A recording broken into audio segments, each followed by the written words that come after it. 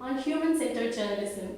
Human-centered journalism is one of the recent developments in the field. It caters to the needs and wants of the people so that the readers get the information that they want to know. Cecil is also a brand consultant, a digital marketing professional, and an ex-Christ type. She has worked with many companies like HCL, LinkedIn, and also co-founded Productive Weekends. Now we'll jump right into the conversation with the expert herself. Good afternoon, ma'am. Good afternoon, Harshini. I'm so glad to have you here, and I hope this interview will help many. Firstly, to begin the interview, I would like to hear the version of yours on what constitutes human-centered journalism. So journalism has been pretty similar over the years, right? Like with all how mass media started, and I'm sure you studied the history of journalism and how print came and then broadcast, and now we're in the age of the digital age as well, right? So usually it's journalism is also called as mass media, like where it was like one to many. But now we have moved to a place where the many can actually even respond. So with digital, we have actually bridged the gap between the readers and the makers of news. So human-centered journalism actually focuses on keeping the people at the center. Why do you think there is a growing need for this human-centered journalism? So, as I said earlier, right, like because it is like from mass media, like one to many, but now we have moved where it's about the people. And in today's world, when there are so many things happening, right, like how does a news channel or a news website or any news organization even decide what should they print, what should they write about, which story to cover? Right, in the traditional newsroom, like every journalist comes up with a list of stories, they decide, the editorial teams goes around it and they decide a story and say, okay, you're going to work on this story. But today what has happened is it's listening to people's voices. So listening to people's voices has made it very interactive, as you said, very organic.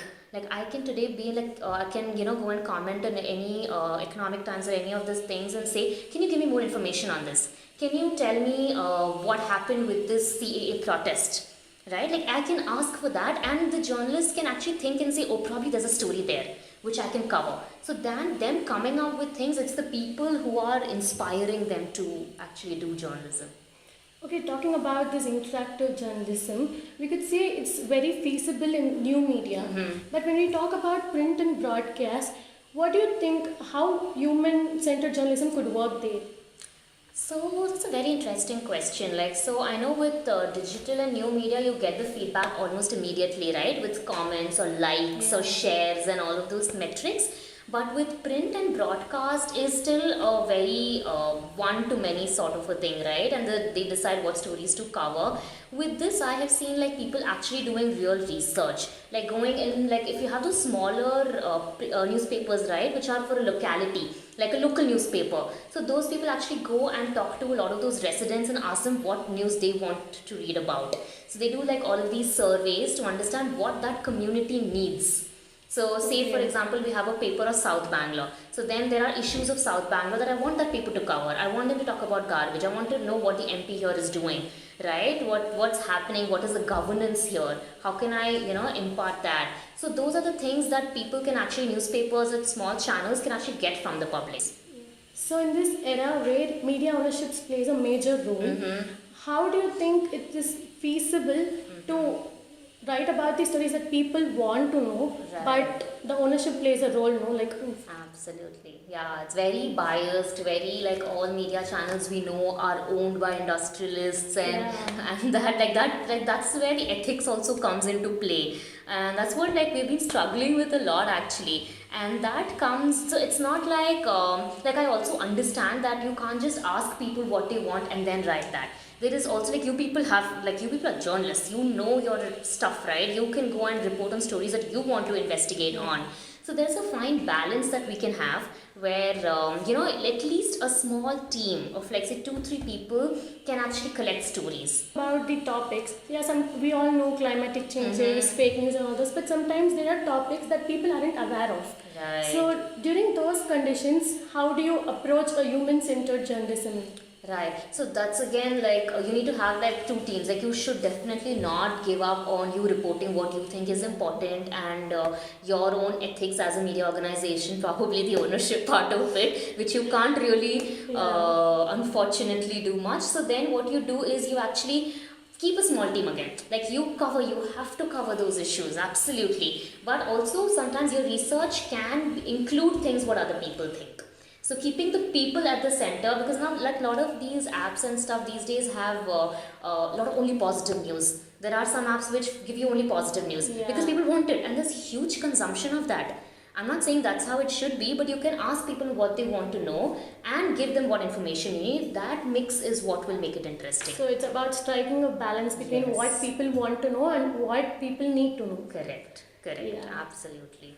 So now, as we spoke, multimedia is a growing way Mm-hmm. of journalism and storytelling. How can we enhance that way of storytelling? What are the ways to do it? Yeah, that's a very, very exciting space. Like, like with multimedia, so many options have opened up, right? Like you taking this video, you just have like with just a camera and a phone, we're able to do this today, right? So that whole field of the storytelling part of it, the form is very, very exploring today. Like we gave you we did this Emergence magazine. So Emergence magazine is a magazine, but along with that they have a website. And if you actually go through that website, you see like different forms playing out. Like one story has been told in the form of a podcast, has VR elements into it, has a YouTube video, has an experience. It tells you in the end, okay, you know what, do this.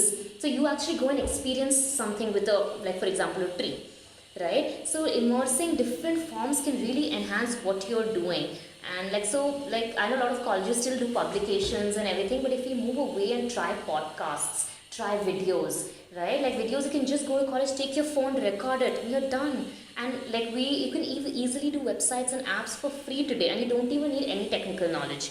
Like strikingly.com, Wixsite, Glide apps, these all are tools that journalists can use so simply to actually create, say, Mojo, which is mobile journalism, which is a very growing fad. So talking about mobile journalism, there are also it also paves way to a lot of fake news, Right. and then there are these problems of not following the ethics. So though there is Correct. a growth, we still have problems. How do you think we can manage it? Yeah, I think like with the credibility factor, right? Like I would believe a BBC video than a WhatsApp video in my family group, right? It's that difference. So with credibility, like it comes with credibility. Like if you people publish this video or something, it comes from Christ University, the logo is there, you people are there, like the credibility comes from people. Right, so I think that credibility, like we shouldn't like trust anything on WhatsApp or like, and there are so many websites now that do fact checking. So even Guardian, if you see their Instagram stories, they have this fake or real segment where they tell you what is fake of the week and what is real in a very fun way, right? So also when we do a human-centered journalism, there are many chances that we might not ask the opinions of and wants of a certain group of people. Not intentionally, but Right, there are many chances for that to happen. How do we go about it?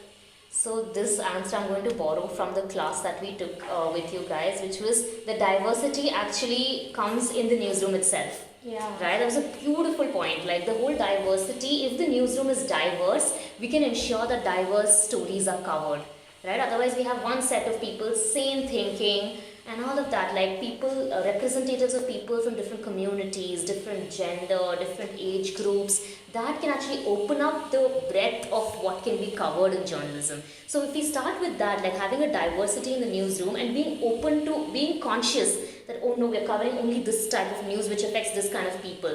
Let's change that. Let's consciously be aware to include. So it's also called like unconscious bias. A lot of times we have a lot of bias which we're not even aware of, right? Like no, understanding that, acknowledging that these biases exist can play a role in actually overcoming them.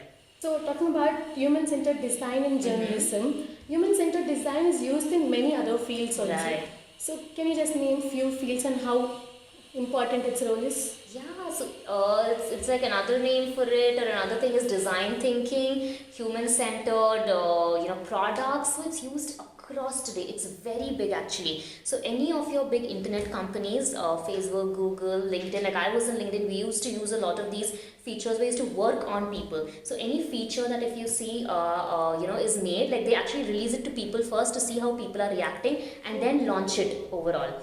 So that's like in products that has been used, and in simple things of day-to-day life that we use, we see design everywhere, right? Like how beautifully, say, like a table is being made, but if you can't put your leg through that because of this thing that's barring it, that's Yeah. bad design. That's basically bad design. So design is everything around us. So as they say, good design is invisible. So you would not notice anything is, amiss until it's actually bad. Uh, how human-centered design is used in problem solving. Yeah, so it's actually a problem-solving technique. Design thinking or human-centered approach is a very problem-solving technique in the sense that, okay, like a lot of startups today also fail because they think they have a great idea and they're going to go solve it. I'm going to create this app which is going to make food delivery super easy. But nobody downloads the app. I spent 6 months working on it. I hire people. I've spent 10 crores on it. Okay, 10 lakhs probably. I spent 10 lakhs on it, but no one's downloading my app. Right? So there's a problem there. So probably people did not need it. So you're not solving a problem of the public. So so it's a problem-solving technique in the sense that right at the beginning, before you have an idea, like we work with a lot of students who are doing their startups nowadays. So we don't tell them to come up with an idea. Coming up with the idea is like the third step. The first two steps, which are empathizing with your users and defining your problem, are very important. So you focus on empathizing with your customers and like you go into their shoes and understand what is the day-to-day life of a college student.